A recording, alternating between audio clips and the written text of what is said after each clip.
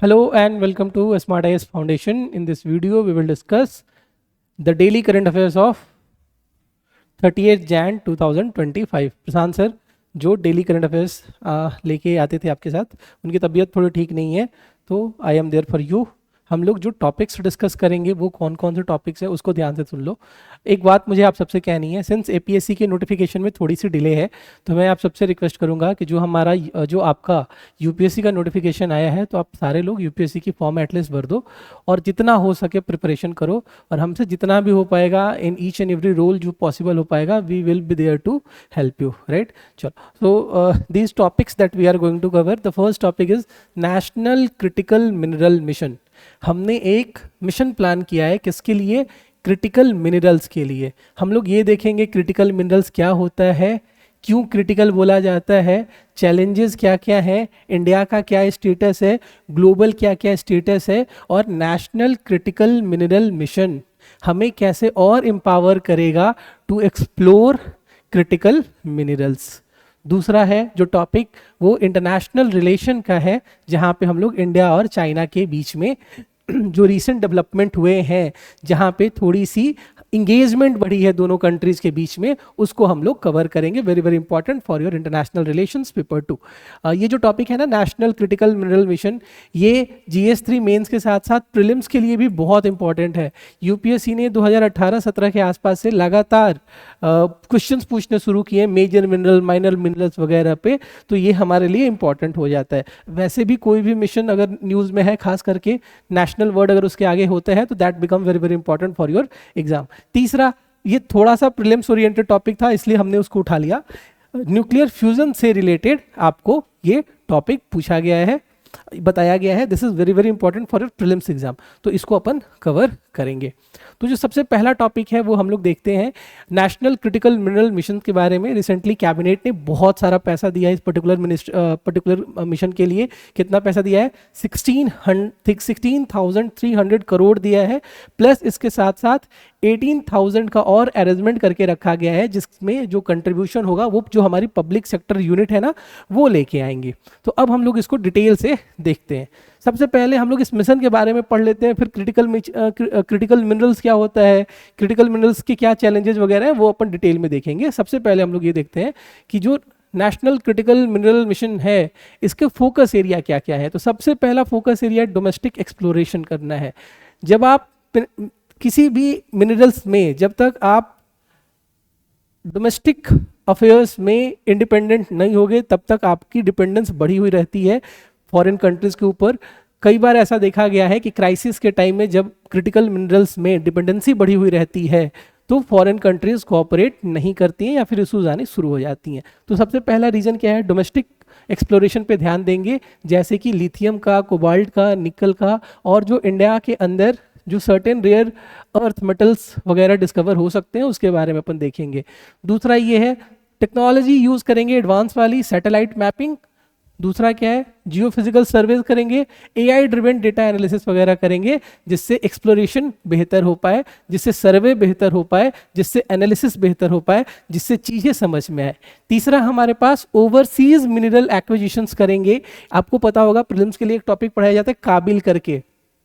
तो काबिल जो मिनिस्ट्री ऑफ माइंस है, उसके अंदर एक PSU टाइप की है, जो बाहर में जो मिनरल्स हैं उनको एक्सप्लोर करती है। तो उसी से रिलेटेड ये भी है कि जो ओवरसीज मिनरल्स एक्विजिशंस के लिए वेरियस कंट्रीज में, जैसे अर्जेंटीना हो गया, ऑस्ट्रेलिया हो गया, कनाडा, हालांकि अभी रिलेशंस उतने अच्छे नहीं है, बट बिजनेस तो होता है ना as usual. Mineral rich nations वगैरह के साथ अग्रीमेंट वगैरह करेंगे, उसको और अच्छे से स्टडी करेंगे। उसके बाद मैंने आपको बताया था कि 18,000 करोड़ एक्स्ट्रा आ सकता है, कहाँ से? जो PSUs वगैरह हैं वो कंट्रीब्यूट करेंगी।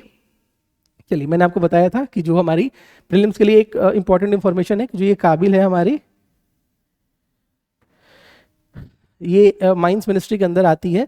ये PSU है जो फॉरेन कंट्रीज में मिनरल एक्सप्लोरेशंस वगैरह में पार्टिसिपेट करती है। ठीक है, तो ये की फोकस एरिया है इस मिशन का। उसके बाद आगे जो पॉइंट्स है वो ये कहते हैं कि प्रोसेसिंग और रिसाइकलिंग कैपेसिटी को डेवलप की जाएगी। फिर उसके बाद जो क्रिटिकल मिनरल पार्टनरशिप अग्रीमेंट है, जैसे मैंने आपको बताया कि फॉरेन कंट्री में एक्विजिशंस वगैरह के साथ साथ हम लोग साथ में मिलके भी क्या करेंगे, इसके एक्सप्लोरेशंस वगैरह को कर सकते हैं।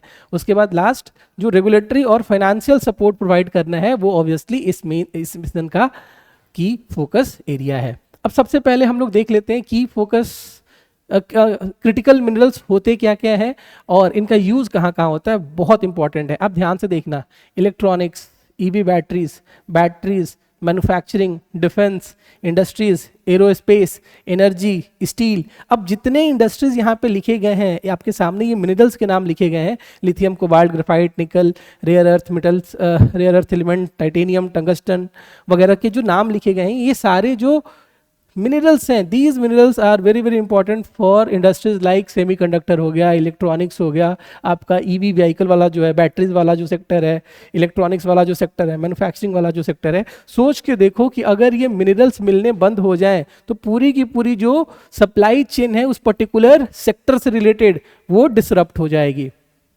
अब ये क्रिटिकल क्यों है, इसको क्रिटिकल क्यों बोलते हैं, तो दो रीजन है। सबसे पहला रीजन है इकोनॉमिक इंपॉर्टेंस इनका बहुत हाई है, बाकी मिनरल्स के कंपेयर में इनका इकोनॉमिक इंपॉर्टेंस हाई है, प्लस सप्लाई रिस्क इन्वॉल्व है। सप्लाई रिस्क का मतलब क्या है, सप्लाई रिस्क का मतलब ये है कि नहीं मिला तो पूरी की पूरी सेक्टर डिसरप्ट हो जाएगी। अब इकोनॉमिक इंपॉर्टेंस हम लोग जज करने के लिए फॉलोइंग पैरामीटर्स वगैरह को लेते हैं, तो इन पैरामीटर्स में इन मिनरल्स की रैंकिंग बहुत ऊपर चली जाती है। तो क्रिटिकल होने के पीछे रीजन क्या है, इकोनॉमिक, और दूसरा क्या है, सप्लाई रिस्क वगैरह। अब ये यूज कहाँ होते हैं, मैंने आपको बताया डिफेंस में यूज होते हैं, एरोस्पेस में यूज होते हैं। कोई भी देखो ऐसी मॉडर्न टेक्नोलॉजी नहीं है जिसमें हम लोग क्रिटिकल मिनरल्स वगैरह यूज नहीं करते हैं। इंडिया ने 2023 जुलाई में 30 मिनरल्स को आइडेंटिफाई किया था। ये एग्जाम के लिए इंपॉर्टेंट हो जाता है।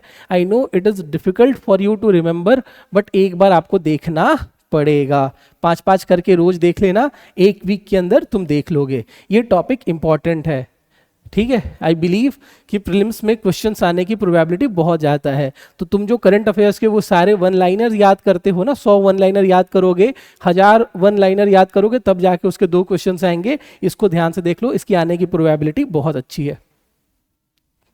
चलो, उसके बाद मैं आपको बता रहा था टॉप प्रोड्यूसिंग, अगर आप नेशंस वगैरह देखोगे तो obviously as usual China top. China का जो रिसोर्स है रेयर अर्थ मेटल का वो ऑलमोस्ट कितना है, 1,20,000 टन है। इंडिया में केवल 1800 है।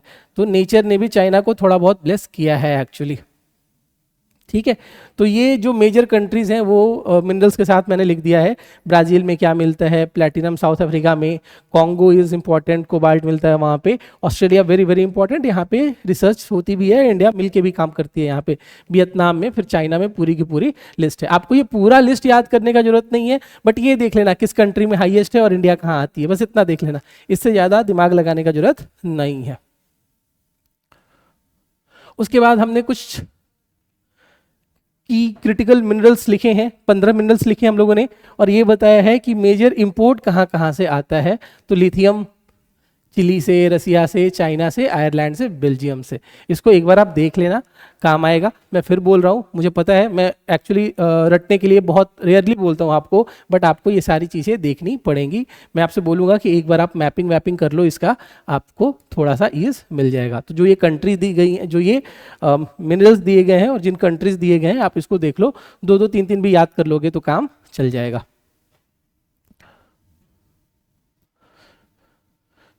उसके बाद सिग्निफिकेंस क्या है यार, ये सारी चीज़ें तो अब आपको समझ में आ गई होंगी। सबसे पहला सिग्निफिकेंस ये क्या है कि सर जो मॉडर्न मैन्युफैक्चरिंग है उसका कोई भी सेक्टर निकाल लो, सारे सेक्टर्स में तो हम यूज़ कर ही रहे हैं, तो हमें मतलब ज़रूरी पड़ेगा ही। दूसरा देखो, रिन्यूएबल एनर्जी वगैरह में जो यूज़ होता है उसमें भी हमें यूज़ करना पड़ेगा। फिर बैटरीज वगैरह के चलते ईवी वाला जो सेक्टर है वो भी इंपॉर्टेंट है, इलेक्ट्रॉनिक्स में भी यूज़ होगा ही। अब देखो, दुनिया क्लीन एनर्जी की तरफ बढ़ती जा रही है, तो हमें जो एनर्जी चाहिए वो कैसी चाहिए, क्लीन एनर्जी चाहिए। अब क्लीन एनर्जी के लिए हमें क्या चाहिए, ये सारी चीज़ों पे हमें डिपेंडेंस बढ़ती जाएगी आने वाले टाइम में। तो अगर इन सेक्टर्स पे डिपेंडेंस बढ़ती जाएगा तो क्रिटिकल मिनरल्स का डिमांड वगैरह भी बढ़ते जाएगा। ये चलिए, उसके बाद चैलेंजेस क्या क्या है। सबसे पहला चैलेंज तो यही है कि हमारे पास जो स्टॉक है वो रिलेटिवली कम है, तो जियो पॉलिटिकल चैलेंजेस इन्वॉल्व हो जाते हैं। जैसे मान लो कि आपका इंडिया और चाइना के साथ कॉन्फ्लिक्ट हो गया, चाइना आपको मिनरल देगा नहीं देगा, आपकी जो सेमीकंडक्टर इंडस्ट्रीज वगैरह है उसको हैम्पर होना पड़ेगा, फिर जो मैन्युफैक्चरिंग सेक्टर वगैरह है उसको लॉस फेस करना पड़ेगा। इवन जो ऑटोमोबाइल सेक्टर है, आपने पढ़ा होगा कि चिप विप के चलते इंडिया का ऑटोमोबाइल सेक्टर थोड़ा सा परेशान हो गया था जब इंडिया चाइना में कॉन्फ्लिक्ट एकदम पीक पे था। फिर इन्वायरमेंटल कंसर्न वगैरह है, इसमें से कुछ ऐसे मिनरल्स होते हैं जो एटॉमिक एक्टिविटी उनकी हाई होती है जिसके चलते रेडियो एक्टिविटी का खतरा होता है। फिर इन्वेस्टमेंट का रिस्क है, प्राइवेट सेक्टर इन्वेस्ट करेगा नहीं करेगा, इसके पीछे भी बहुत चीज़ें डिस्कस होती हैं। फिर इथिकल सोर्सिंग, ये डायमेंशन आ जाएगा, बस मेंस में लिखने के लिए पॉइंट है और कुछ नहीं है। तो हम करें क्या, इतने सारे चैलेंजेस आपने बता दिया कि सर आपने ये चैलेंज बता दिया कि जियोपॉलिटिकल चैलेंज है, इन्वायरमेंटल कंसर्न है, पैसे से रिलेटेड प्रॉब्लम है, रेडियो एक्टिविटी की प्रॉब्लम है, स्किल्ड लेबर का प्रॉब्लम है वगैरह वगैरह। तो अपन करें क्या, तो इसका उपाय ये है कि हम लोग इंटरनेशनल कोऑपरेशन को क्या करते हैं, प्रमोट करते हैं। इंटरनेशनल कोऑपरेशन को प्रमोट करेंगे और जो ग्लोबल सप्लाई चेन है उसको और स्टेबल करेंगे। At the same time India as a country हमें क्या करना चाहिए, डाइवर्सिफाई करना चाहिए, किसी एक कंट्री के ऊपर बहुत ज़्यादा डिपेंडेंट नहीं होना चाहिए विद पर्टिकुलर मिनरल को लेके। तो इसके लिए सर्टेन स्टेप्स वगैरह भी लिए गए हैं, जैसे मिनरल सिक्योरिटी अग्रीमेंट हुआ है इंडिया और ऑस्ट्रेलिया के बीच में। मैंने बोला था कि ऑस्ट्रेलिया के साथ मिलकर इंडिया मतलब मिनरल्स वगैरह को एक्सप्लोर भी करती है साथ में, वो अडानी वाला कॉन्फ्लिक्ट भी आया था। तो G7 के जो सस्टेनेबल क्रिटिकल मिनरल अलायंस है ये सब भी पार्ट है। अब ये बात ध्यान से देखो, प्रीलिम्स में एक क्वेश्चन आपसे पूछ सकता है कि जो ये हमारा सस्टेनेबल क्रिटिकल मिनरल अलायंस है ये किससे रिलेटेड है, तो आंसर इज G7 से रिलेटेड है। इस तरह से हमारा क्रिटिकल मिनरल वाला टॉपिक कवर हो गया। Now coming to the next topic, the India और चाइना के बीच में जो रिलेशन है, अभी रिसेंट डेवलपमेंट हुआ है। रिसेंट डेवलपमेंट क्या हुआ है, 75 ईयर हो गए हैं, किसके हो गए हैं भाई,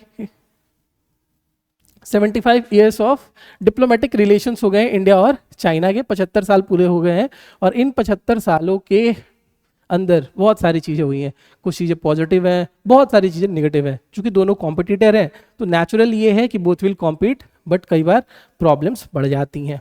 तो अभी रिसेंटली क्या हुआ है कि जो हमारे फॉरेन सेक्रेटरी सर हैं विक्रम मिस्री, ये मिले हैं जो उनके चाइनीज़ काउंटर पार्ट थे वांग ई। आपने इनको कई बार टीवी में देखा होगा, ठीक है। तो थोड़ा सा बेसिक पहले देख लेते हैं, फिर आगे रिसेंट डेवलपमेंट देखेंगे।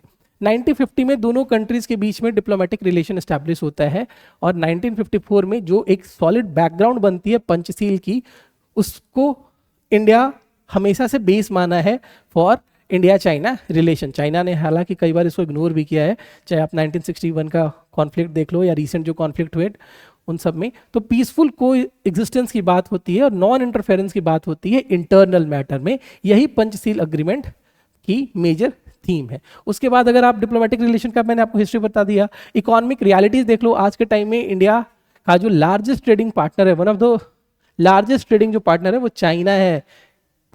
और ट्रेड कितने का होता है, 118.4 बिलियन यूएस डॉलर का होता है।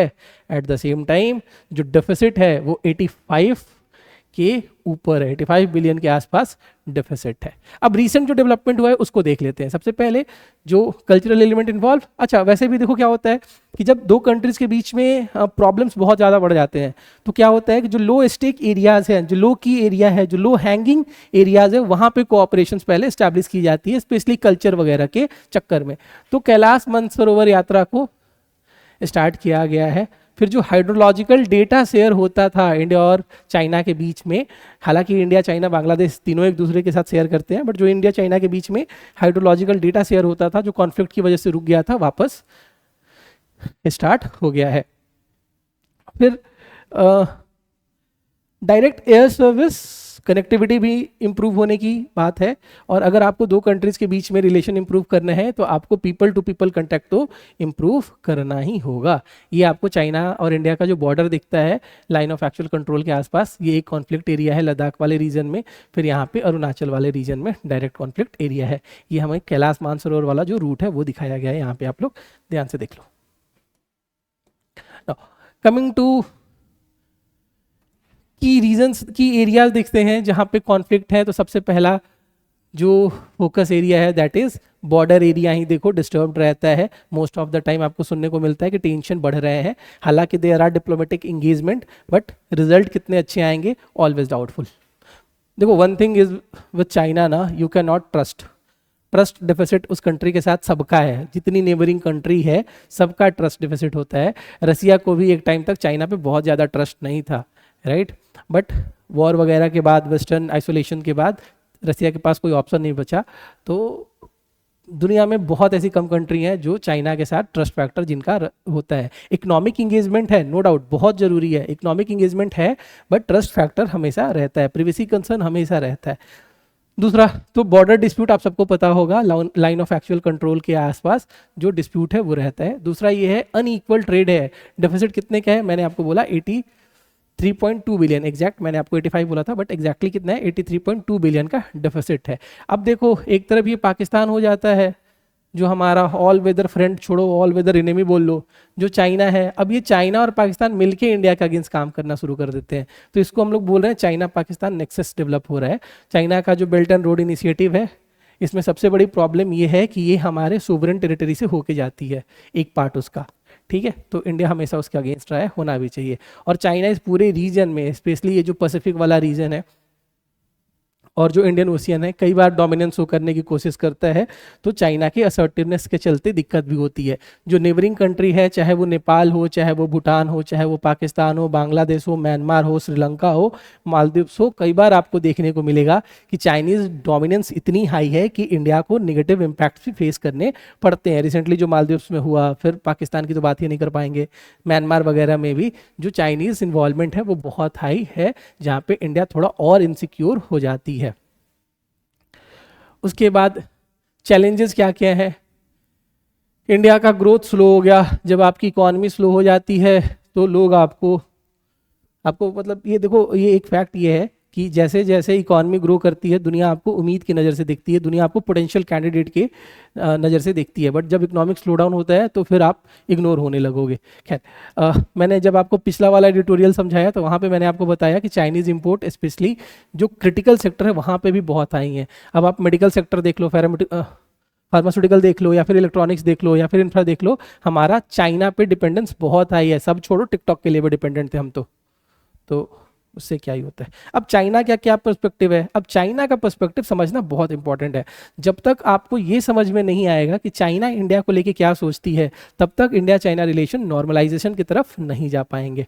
अब देखो, चाइना के पास एक बहुत बड़ा मैन्युफैक्चरिंग और सर्विस हब है, इंडिया के पास एक बहुत ही बड़ा मार्केट है, दोनों मिलके एक दूसरे को सप्लीमेंट कर सकते हैं।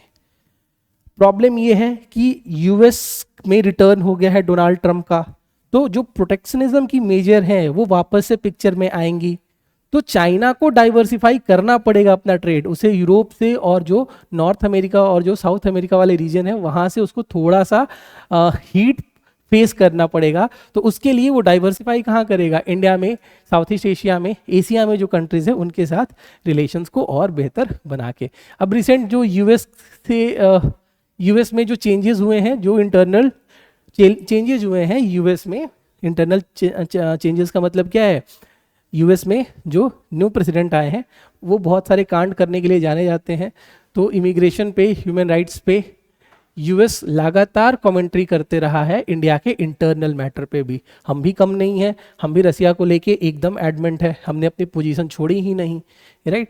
तो डिफरेंस ऐसा नहीं है कि इंडिया और यूएस के रिलेशन बहुत अच्छे हैं, there are difference of opinion, but ये होता है कि जब दो डेमोक्रेसी बात करती हैं तो मैच्योरिटी थोड़ी ज़्यादा हो जाती है as compare to other forms of government.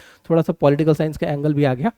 अब डिफरेंस कहाँ पे है, डिफरेंस ये यहाँ पे है कि यूएस का पाकिस्तान के साथ रिलेशन और इंडिया का पाकिस्तान के साथ रिलेशन सेम नहीं है। इंडिया हमेशा अपने फॉरेन पॉलिसी में ऑटोनोमी की बात करता है, इंडिपेंडेंस की बात करता है, खास करके रसिया के मैटर पे तो कई बार नॉन नेगोशिएबल देखने को मिल गया है। कई बार इंडिया का स्टैंड इतना फर्म दिखा है कि वेस्टर्न कंट्रीज मतलब ऑ में आ जाती हैं कि हमारे पास भी एक ऐसा पार्टनर होता। खैर, अब ट्रंप के आने के बाद यूएस चाइना का रिलेशन कैसा होगा, तो ऑब्वियसली है कॉन्फ्लिक्ट है, तो कॉन्फ्लिक्ट होगा ही। अब यूएस कई बार क्या करता है कि नेमिंग एंड शेमिंग पॉलिसी को यूज़ करना शुरू कर देता है। चाइना के जो ह्यूमन राइट के वायलेशन है जिनजियांग प्रोविंस में या फिर तिब्बत वगैरह में, उसको लेके जो वेस्टर्न मीडिया है वो अग्रेसिव होती है, और होनी भी चाहिए, मैं भी मानता हूँ। दूसरा ये है चाइना और ताइवान का जो कॉन्फ्लिक्ट है वो भी अभी देखने को मिलेगा। यूएस के आने के बाद यूएस विल सपोर्ट ताइवान, चूंकि ताइवान क्या है, बफर है यूएस और चाइना के बीच में। अब यूएस में जो चेंजेस है वो इंडिया चाइना रिलेशन के लिए क्या होगा, मैंने आपको बताया जो ग्लोबल जियोपॉलिटिक्स है वहाँ पे मेजर चेंजेस आने के चांसेस हैं, तो इंडिया और चाइना के बीच में कोऑपरेशन देखने को मिल सकता है। क्योंकि जब ट्रंप का अमेरिका फर्स्ट का पॉलिसी आएगा, जो प्रोटेक्शनिज्म की मेजर आएगी वो केवल चाइना के लिए नहीं आएगी, इंडिया के लिए भी आएगी, तो दोनों कंट्रीज में आपको कोऑपरेशन देखने को मिलेगा, बट कॉम्प्लेक्सिटीज अभी भी है। अब वे फॉरवर्ड क्या क्या कर सकते हैं, देखो सबसे पहले तो एक काम करो कि इकोनॉमिक कोऑपरेशन को इंप्रूव करो। अगर दो कंट्रीज के बीच इकोनॉमिक कोऑपरेशन है तो जो पॉलिटिकल डिफरेंसेस हैं या जो बॉर्डर पे डिस्प्यूट है वो थोड़े टाइम के लिए पीछे जा सकते हैं। रसिया और चाइना इसके बेस्ट एग्जांपल है। और खास करके जो नॉन सेंसिटिव सेक्टर्स हैं जैसे एग्रीकल्चर मान लो, हेल्थ केयर मान लो, आप पहले वहाँ पे इंगेज होना शुरू करो, जिससे कॉन्फिडेंस बिल्डिंग मेजर बेहतर हो, जिससे ट्रस्ट वगैरह बेहतर हो। फिर डिप्लोमेटिक इंगेजमेंट बढ़ाइए, एक एक लेवल ऊपर जाके इंगेजमेंट बढ़ाइए, जिससे चीज़ें और बेहतर हो पाए। मल्टीलैटरल जो फोरम्स हैं जैसे ब्रिक्स हो गया, एससीओ हो गया, वहाँ पे इंगेजमेंट बढ़ाइए, वहाँ पे कोऑपरेशन बढ़ाइए। अब चैलेंजेस जो आपको ओवरकम करना है, सबसे पहला चैलेंज ये है कि नेचुरल कॉम्पिटिटर है इंडिया और चाइना। तो अगर आप ये सोचोगे as a foreign policy expert या एज अ इंडिविजुअल ऑफ कोई भी नेशन कि इंडिया और चाइना में कंपटीशन नहीं होगा या रिलेशन इंप्रूव कर जाएगा अचानक से, तो ऐसा नहीं होगा। नेचुरल कॉम्पिटिटर्स के बीच में रिलेशन स्ट्रेंड रहेंगे ही रहेंगे। फिर जो पॉलिटिकल मिसट्रस्ट है, जो पब्लिक का परसेप्शन बना है पिछले 4-5 सालों में, ठीक है, इसको डाइल्यूट कर पाना सबसे बड़ा चैलेंज है। मेजर चैलेंज पब्लिक का परसेप्शन ही होता है। स्टेप क्या क्या है मैंने आपको ऑलरेडी बता दिया है। डिप्लोमेसी को आप आगे रखिए रैदर देन मिलिट्री, ठीक है। उसके बाद जो ट्रस्ट बिल्डिंग मेजर है, कॉन्फिडेंस बिल्डिंग मेजर है, आप उसको लीजिए। अब ये जो न्यूक्लियर फ्यूजन वाला है, इसमें मुझे आपको केवल 2 चीज बताना है। सबसे पहला तो मुझे आपको ईस्ट के बारे में बताना है, ठीक है, और फिर मैं आपको डिफरेंस बता दूंगा फ्यूजन और फ्यूजन में। बहुत ज़्यादा दिमाग लगाने का जरूरत नहीं है, बहुत टेक्निकल है, इतना दिमाग नहीं लगाना। प्रीलिम्स में केवल 2 ही चीज़ पूछेगा, एक टर्म, ये टर्म दे देगा और पूछेगा this term was in news, आप इसके बारे में, चल जा भैया, this term was in news, आप ये बता दो किससे रिलेटेड है। तो एक टर्म है ईस्ट करके, फुल फॉर्म क्या है, experimental advance super conducting tokamak. Tokamak कुछ नहीं होता, ये एक डिवाइस है, वेसल है, जिसके अंदर फ्यूजन वगैरह होते हैं। तो सबसे पहले तो ये ईस्ट वाला टर्म मैंने आपको समझा दिया। ये चाइना का न्यूक्लियर फ्यूजन करने के लिए जो डिवाइस है वो है। फ्यूजन क्या होता है और फिजन क्या होता है ये अपन लास्ट में देख लेते हैं। देखो सबसे पहले फिजन में क्या होगा, फिजन में स्प्लिट होता है। फ्यूजन में क्या होता है, 2 एटम कंबाइन करती हैं, ठीक है। जो फ्यूल यूज होता है यहाँ पे हाइड्रोजन होता है फ्यूजन में, और फिजन में यूरेनियम और प्लूटोनियम यूज होती है, जो उसके नंबर दिए गए हैं, देख लेना, इंपॉर्टेंट है एग्जाम के लिए। एनर्जी बहुत हाई होती है फ्यूजन में, तो बहुत बहुत हाई होती है। फ्यूजन में भी हाई होती है, बट फ्यूजन के कंपैरिजन में कम होती है। यहाँ से प्रीलिम्स का एक क्वेश्चन बन सकता है। उसके बाद न्यूक्लियर वेस्ट यहाँ पे होता है। फ्यूजन में आपको पता होगा जो हमारी न्यूक्लियर एनर्जीज वगैरह आती हैं, वहाँ पे न्यूक्लियर वेस्ट वगैरह की बातें होती हैं, वो फ्यूजन पे बेस्ड होती हैं। फ्यूजन में कम है। लॉन्ग टर्म जो रेडियो एक्टिव वेस्ट है ये ना के बराबर होता है। सेफ्टी इश्यूज ऑब्वियसली हैं। सबसे पहला, एनर्जी जब रिलीज होगा तो मेल्टडाउन वगैरह की चीज़ें आपको देखने को मिलेंगी, और यहाँ पे मेल्टडाउन वगैरह के रिस्क नहीं होते हैं, बट फिर भी technology is not mature enough. आज के टाइम में दुनिया भर में एक्सपेरिमेंटल स्टेजेस पे ही फ्यूजन हो रहा है। आपने सन वगैरह पढ़ा होगा अपने ज्योग्राफी की बेसिक क्लासेस में, तो ये पढ़ा होगा, एग्जाम के लिए ये इंपॉर्टेंट है, ठीक है। तो ये फ्यूजन और फ्यूजन में डिफरेंस देख लेना। और फिर मैंने आपको बता दिया ये टोकामैक करके, मे बी प्रोनाउंसिएशन थोड़ी ऊपर नीचे हो सकती है, मैनेज कर लेना। मैंने बताया ये क्या है, ये एक मशीन है जिसके अंदर फ्यूजन जो होता है वो पूरा, ये पूरा का पूरा डायग्राम आपको दिया गया है। एग्जाम के लिए क्या इंपॉर्टेंट है, देखो एग्जाम के लिए 3 बात, east, tokamak and your last में फ्यूजन एंड फिजन का डिफरेंस वगैरह है। अब एक और मैं बोला ना कि जो फ्यूजन वाली चीज़ें हैं ये एक्सपेरिमेंटल स्टेज में बहुत इंपॉर्टेंट है। 2-3 है, चाइना का ईस्ट है, और दुनिया भर के कंट्रीज मिलके एक करते हैं ITER, एग्जाम के लिए इंपॉर्टेंट है। इंटरनेशनल, पहला वर्ड ही हो गया इंटरनेशनल। थर्मोन्यूक्लियर एक्सपेरिमेंटल रिएक्टर है कहाँ पे, फ्रांस, बट दुनिया भर की 35 कंट्रीज जिसमें इंडिया भी इन्वॉल्व है इस एक्सपेरिमेंट में पार्टिसिपेट करती है। लोकेशन का है फ्रांस में, ठीक है। बस इतना ही आज के लिए काफ़ी है। कल से Prashant sir will take your classes. आपको कोई भी अगर डाउट होगा तो आप अपने कमेंट सेक्शन में बता देना।